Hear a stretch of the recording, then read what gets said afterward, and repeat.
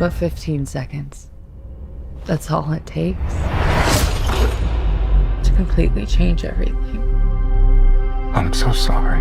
So, It Ends With Us has had quite the opening weekend, with 50 million at the domestic box office. And don't just ignore the Borderlands thing, just ignore it. God, I hate this planet.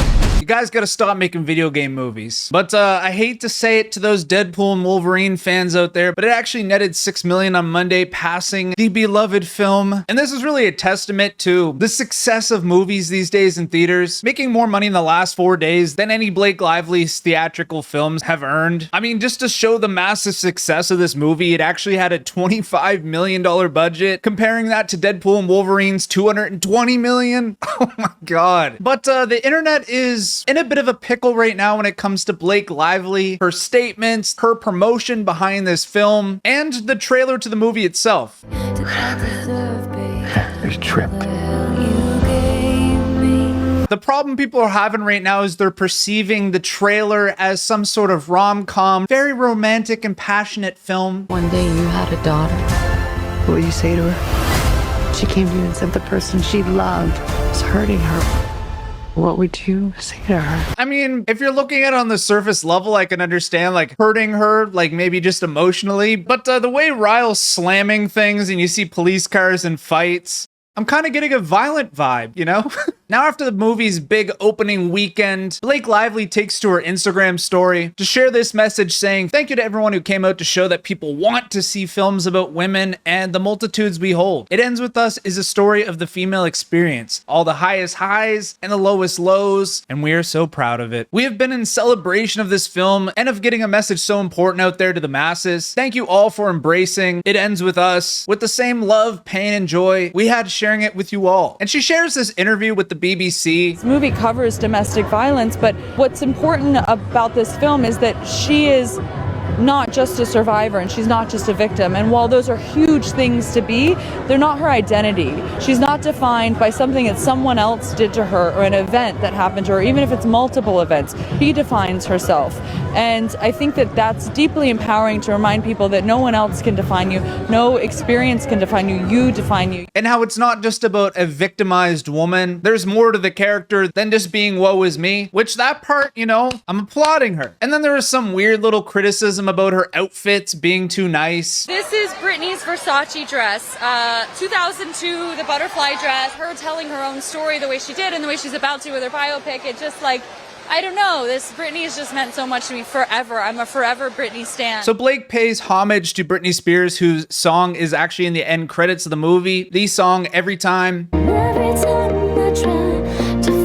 And I think that's a positive correlation. You know, Britney Spears herself has also suffered an immense amount of mental abuse in the industry, and also dating stars like Justin Timberlake who were pieces of trash to her, but not letting it define her, which is great. Like, that's an awesome sentiment. And I mean, of course, it helped promote the film. A lot of talk about Britney Spears' dress, and Britney Spears even reacting to the dress at the red carpet. She's an icon, she's a legend, and she is the mom. The story is told with such empathy that I feel like this movie can be healing, it can be a cautionary tale, and it can also it can be inspiring. Now, of course, the film has a very dark tone to it, and some people think Blake is making a moment out of something that should be taken more seriously. Some people think she's trying to have her Barbie moment, like Margot Robbie. Hi, I'm Justin Baldoni, director of It Ends With Us, and we are right now at the global It Ends With Us premiere right here in beautiful New York City. Now, Justin Baldoni, who plays Ryle Kincaid, Lily Bloom's love interest in the film, well, there's a lot of drama going on between Justin and the cast. First of all the cast unfollowing Justin on Instagram, and fans thinking Blake is being tone deaf and not really shining any light on Justin, who spent years trying to get this film made. The one thing you want people to take away from this project, what would you say?